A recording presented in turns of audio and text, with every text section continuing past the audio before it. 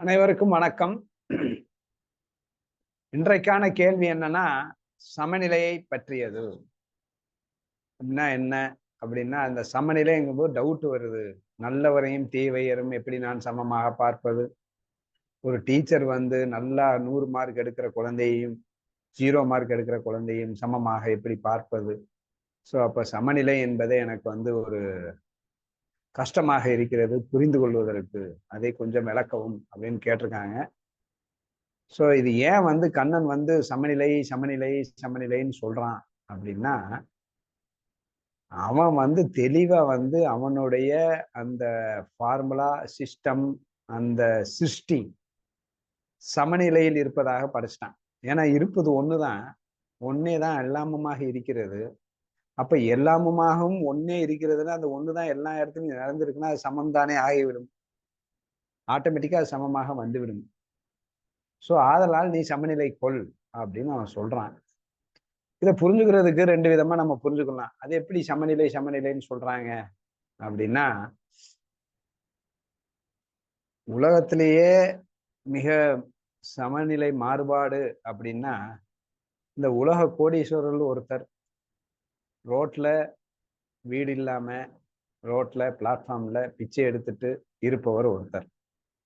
அப்ப இந்த இருவரும் சமமான நிலையில் இருக்கிறார்கள் அப்படின்னு எனக்கு என்ன தெரியும்? அப்ப இந்த இருவரையும் சமமாக நான் பார்ப்பது எப்படி? அப்ப இந்த 2 நிலையுமே சமம்தானா? நிலை வேற வேற தானே. அப்ப இந்த 2 நிலையும் சமம் என்பதை எப்படி நான் புரிந்து கொள்வது? அப்படின்ட்டு ஒரு கேள்வி கேட்டா, அப்ப கண்ணன் என்ன சொல்றான்? இயற்கை என்ன சொல்லுகிறது அப்படின்னா, இல்லப்பா எங்க சிஸ்டமே சமநிலை தான். அது வந்து வ மதிப்பிலையாக இருந்தாலும் சரி, அந்தஸ்திலையாக இருந்தாலும் சரி, பணத்திலேயா இருந்தாலும் சரி, இல்ல கம்ஃபர்ட் வசதி வாய்ப்புகளாக இருந்தாலும் சரி, சமநிலையை விட்டு உன்னால் போகவே முடியாது. அப்படின்னு சொல்லிட்டேன். அது எப்படி? அப்ப யோசிக்க வேண்டியது இருக்கு. அப்ப இப்ப ஒரு மதிப்புல இவருக்கு வந்து வெறும் ரூ. 1000 தான் இருக்கு. அவருக்கு வந்து பல லட்சம் கோடிகள் இருக்கின்றன. அப்ப இந்த 2 பேருடைய மதிப்பு ஒண்ணு அப்படின்னு நான் எப்படி புரிந்து கொள்வது? அப்படின்னு கண்ணன்ட்ட கேட்டா, அதான் கண்ணன் வந்து நெறைய சொல்லிடுறான் எக்ஸாம்பிள். நம்மளும் நெறைய பார்த்திருப்போம். சிம்பிளா வந்து ஒரு எக்ஸாம்பிள் சொல்லியிருப்போம். ஒரு பாத்ரூம் எக்ஸாம்பிள். ஒரு ரூ. 1,00,00,000 ஒருத்தர் வந்து டாய்லெட், பாத்ரூம் கட்டியிருக்கிறார். இன்னொருத்தன பார்த்தா ஒரு குடிசை, ஒரு ஓலை குடிசை போட்டு உள்ள 2 செங்கல வச்சு அதுவும் பாத்ரூம் தான். அப்ப இந்த 2ம் மதிப்பிலே ஒண்ணுதான் அப்படின்னு நான் எப்படி புரிந்து கொள்வது? அப்படின்னு கேட்டா, கண்டிப்பா மதிப்பிலே ஒண்ணுதான். எப்படி? அப்படின்னா, ஒரு புவி ஈர்ப்பு விசை இந்த பாத்ரூம்ல இல்ல. கோடீஸ்வரன் பாத்ரூம்ல அப்படின்னு வச்சுக்கோங்க. அங்க இருக்கு எப்பயும் போல. அப்படின்னா எனக்கு அர்ஜென்ட்டா வந்துருச்சு அப்படின்னா, நான் எங்க போவேன்? அப்படின்னா, இந்த குடிசை, ஓலை குடிசையில இருக்கிற பாத்ரூம் தான் போவேன். ரூ. 1,00,00,000 மதிப்புள்ள அந்த பாத்ரூமுக்கு போமாட்டேன். ஏன்? அப்படின்னா, அங்க புவியீர்ப்பு விசை இல்லைன்னா நான் உள்ள போன உடனே நான் மிதங்க ஆரம்பிச்சிருவேன். அப்போ நான் மிதங்கினேன்னா, அப்ப மனம் கழிக்கவே ரொம்ப கஷ்டம். உள்ள இருக்கிற பொருள் எல்லாம் மிதங்கிட்டு இருக்கும். நான் எதுல போய் உட்கார்றோமோ அது மிதங்கிட்டு இருக்கும். அப்போ டோட்டலாவே வந்து எல்லாம் கொலாப்ஸ் ஆகி மலம் கழிக்க முடியாது. மலம் கழிப்பதற்கு பிரயோஜனமற்றதாகிவிடும். அப்படியே மீறி முக்கி கிணறி மலம் கழித்தாலும் அது என்னை சுற்றி தான் வரும். ஸோ அப்ப முழுக்க முழுக்க மலம் கழிப்பதற்கு பிரயோஜனமற்றதாகி விடுகிறது ஒரு புவியீர்ப்பு விசை என்றால். ஆனா அது 1,00,00,000க்கு ஒர்த்தாக இருந்தாலும் அங்க புவியீர்ப்பு விசை என்று ஒன்று இல்லை இருந்தால் அதன் மதிப்பு 0 ஆகி விடுகிறது. அப்போ புவியீர்ப்பு விசை இந்த பாத்ரூம்லயும் இருக்கு, அந்த பாத்ரூம்ல இருக்கு. புவியீர்ப்பு விசைக்குன்னு ஒரு மதிப்பு கொடுத்துட்டோம்னா, அப்ப வந்து மதிப்பு இல்லாததுன்னா புவியீர்ப்பு விசைக்கு 100 கோடி கொடுத்தீங்கன்னா இது 100 கோடி 2000, இது 100 கோடி 1 கோடி 101 கோடி. ஸோ அந்த மாதிரி தான் டிஃபரன்ஸ் வருது. அதுக்கப்புறம் நீங்க பஞ்சபூதங்கள் ஒண்ணு புவியீர்ப்பு விசை காற்றை எடுத்து விட்டான் கண்ணன் அப்படின்னா அவள்தான் உயிரே போயிடும் மதிப்பற்றது. அப்ப இன்ஃபினிட்டி காற்றோட மதிப்பு இன்ஃபினிட்டி. அப்ப இங்கேயும் இன்ஃபினிட்டி, இங்கேயும் இன்ஃபினிட்டி. அப்ப 2 மதிப்பும் ஒண்ணுதான். ஏன்னா இங்க காற்று ஒரு இன்ஃபினிட்டி, புவியீர்ப்பு விசை ஒரு இன்ஃபினிட்டி, சூரிய சக்தி ஒரு இன்ஃபினிட்டி, நீர் ஒரு இன்ஃபினிட்டி. இது எல்லாமே 5 இன்ஃபினிட்டியோட சேர்த்துதான் அது 2000. இது ஒரு 5 இன்ஃபினிட்டியோட சேர்த்துதான் 1 கோடி அப்படின்னு பார்க்கும்போது இன்ஃபினிட்டியோட எதை கூட்டினாலும் ஏன்னா கடல்ல ஒரு செம்பு தண்ணியை ஊத்துனா கடல் மட்டம் ஏறிடுமா? ஏறாது. கடல் தான். ஒரு செம்பு எடுத்துட்டா கடல் தான். ஆக ரெண்டும் ஒண்ணுதான் மதிப்பிலேயே. இலவசமா கிடைச்சதுங்கிறதுக்காக அது மதிப்பில்லைன்னு எப்படி சொல்ல முடியும்? இருக்கிற எல்லாத்தோட மதிப்பையும் சேர்த்தானே பார்க்கணும். அப்ப ரெண்டு ரெண்டு பேருக்குமே பஞ்சபூதங்கள் இருக்கு. அது இன்ஃபினிட்டி. இதுக்கு மேல 1 கோடி போட்டா என்ன, போட்டாலும் என்ன? இது இல்லைன்னா அது மதிப்பற்றதாகி விடுகிறதே. அப்படிங்கும்போது இப்ப மதிப்புல எல்லோரும் ஒன்னாதான் இருக்கணும். ஏன்னா பஞ்சபூதங்கள் இலவசமாக கொடுக்கும் அந்த மதிப்பு இன்ஃபினிட்டி. அதுக்கு மேல நம்ம சம்பாதிக்கிறது எல்லாம் கடல்ல ஒரு செம்பு தண்ணி ஊத்துற மாதிரி. அப்ப மதிப்பு அவ்வளவுதான். சரி, அதை விடுங்க சார். கம்ஃபர்ட்னு ஒண்ணு இருக்குல்ல. கம்ஃபர்ட்னா என்ன? ஒரு சொகுசு, ஒரு வசதி சூப்பரா இருக்குல்ல. அங்க கஷ்டப்பட வேண்டியது இருக்கே அப்படின்னா அதுவும் சமநிலை தான் சிஸ்டத்துல வச்சிருக்கேன்னு கண்ணன் சொல்லிட்டான். அப்ப கண்ணன் என்ன பண்றான்? மனம் என்னும் ஒரு பொக்கிஷத்தை கொடுத்தான். அந்த பொக்கிஷத்துக்குள்ள ஒரு ஃபார்முலா வச்சு கொடுத்துட்டான். அந்த மனம் எப்பயுமே சமநிலையில தான் இருக்கும். நீ ஞானியா இருந்தாலும் சரி, அஞ்ஞானியா இருந்தாலும் சரி. ஏன்னா உச்சக்கட்ட இன்பத்துக்கு சென்றாலும் சரி, உச்சக்கட்ட துன்பத்துக்கு சென்றாலும் சரி, அந்த மனம் என்ன வரும்? டக்குன்னு சமநிலைக்கு வந்துடும், நார்மலாக வந்துவிடும். ஏன்னா எவனுமே இன்பத்துல இருந்ததில்லை. எந்த அளவுக்கு இன்பத்துக்கு மேல நோக்கி போறோமோ அந்த அளவுக்கு நார்மல் வந்துடுறோம். எந்த அளவுக்கு துன்பத்தை நோக்கி போறோமோ அந்த அளவுக்கு நார்மல் வந்துடுறோம். ஸோ அந்த அந்த நார்மலுக்கு வரணுங்கிறது தவிர்க்க முடியாத ஒன்றாகிவிட்டது. ஸோ அதனாலதான் நம்ம மனசு எப்பயுமே சமநிலையில தான் இருக்கும். அதுதான் உண்மை, அதுதான் ட்ரூத்து, அதுதான் ஆனந்தம். ஆனா இது புரியாம நம்ம ஏதோ இன்ப உணர்வுன்னு சொல்லிட்டு சமநிலையை விட்டு மேல போறோம். அப்புறம் கொஞ்ச நேரம் கழிச்சு அங்கேயே இறங்கிடுறோம். முடியறது இல்லை. அப்ப என்ன பண்ணிட்டான் கண்ணன்? நீ எப்படி துள்ளினாலும் சமநிலையில தான் இருக்க முடியும். சமநிலைங்கிறது காந்தம். நீ எங்க போனாலும் இழுத்து உன்னை சமநிலையில வச்சிரும். இதுதான் சிஸ்டம். ஏன்னா சமநிலை தான் உண்மை, சமநிலை தான் இன்பம், ஆனந்தம் அப்படின்னு சொல்லிட்டான். இது நமக்கு புரியறது இல்லை.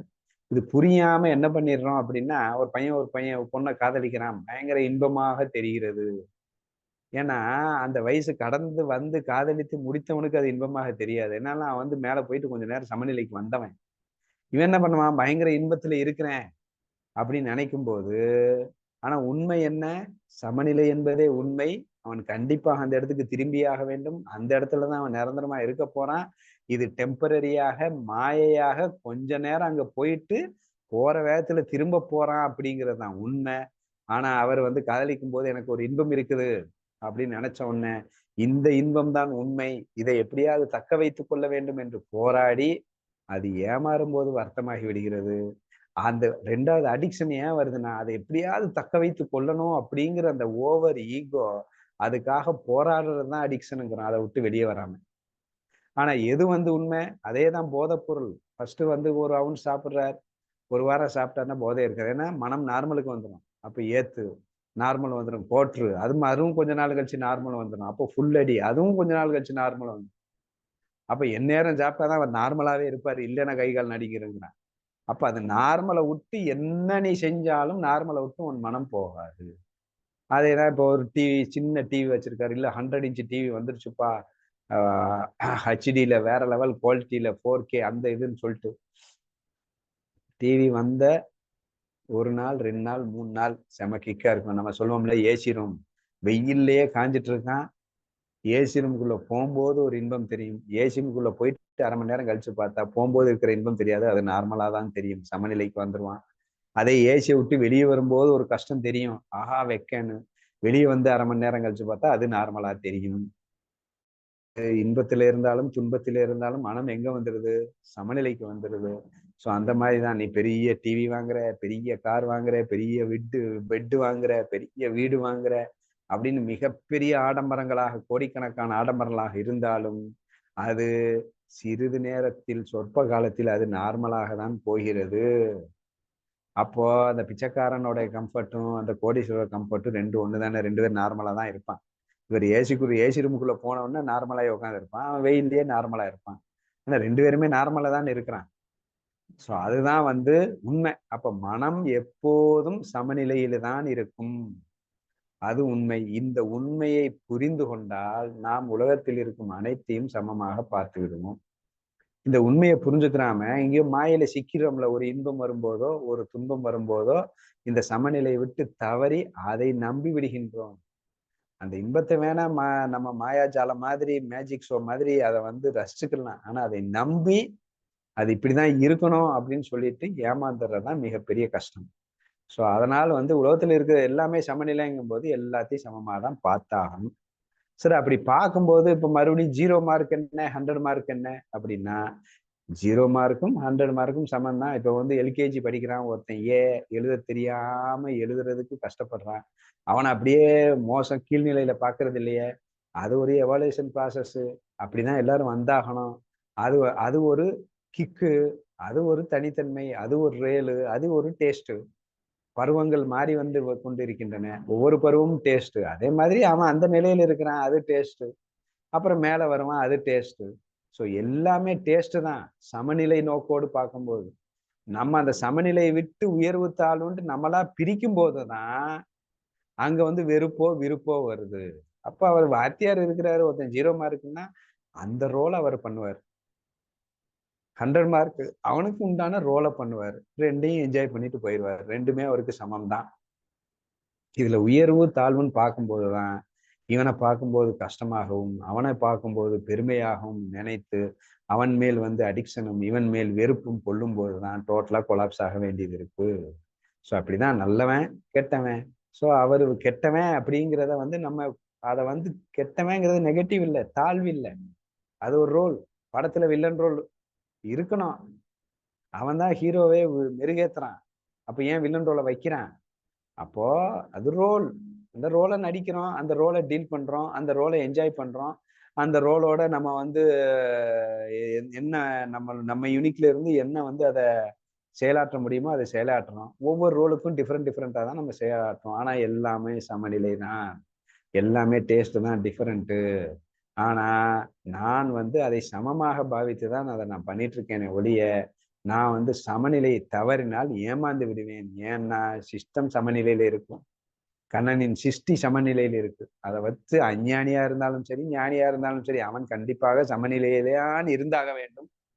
ஆனா ஞானி சமநிலையே உன்னதம், உண்மை, பெர்மனன்ட் அப்படின்னு நினைச்சிட்டு அந்த சமநிலை தாண்டி வருகின்ற இன்பம் துன்பத்தை மாயையாக பாவித்து அதை ரசித்து அதை நம்பாமல் விட்டு விடுகின்றான். ஆனா அதே சமயம் இந்த அஞ்ஞானி அந்த சமநிலை தவறி வருகின்ற அந்த இன்பம் துன்பத்தையே உண்மை என்று நம்பி அதற்காக போராடி அதையே ஏங்கி இல்லை என்றால் வெக்ஸாகி வருத்தப்பட்டு இந்த இதுலயே அவன் திருப்பி ஏன்னா ஏன் வருத்தப்படுறான்னா அது சமநிலைக்கு வந்துருது. அப்ப கடைசி வரைக்கும் போராடிட்டே இருக்க வேண்டியது இருக்கு அந்த இன்பத்துக்காக. ஏன்னா அடைய முடியாது. வந்தா ஒரு செகண்ட் தான் திருப்பி வந்து விடுகிறது. அப்ப மறுபடியும் ட்ரை பண்ண மறுபடியும் வந்து விடுகிறது.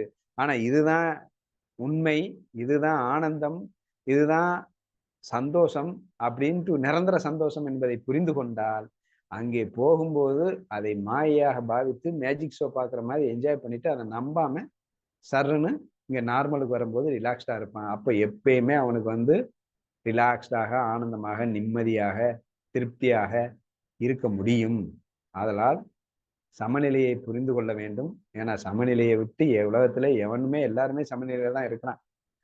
ஸோ அதனால வந்து அந்த இருக்கிறோம் என்பதையே நாம் புரிந்து கொண்டால் நாம வந்து இந்த இன்பம் துன்பம் என்கின்ற அந்த வேறுபாடு வரும்போது அதை நம்பாமல் அதுக்கு அடிக்ட் ஆகாமல் ஏங்காமல் நம்மால் சமநிலையில் சந்தோஷமாக இருக்க முடியும். ஸோ இதுதான் என்னுடைய பதில்.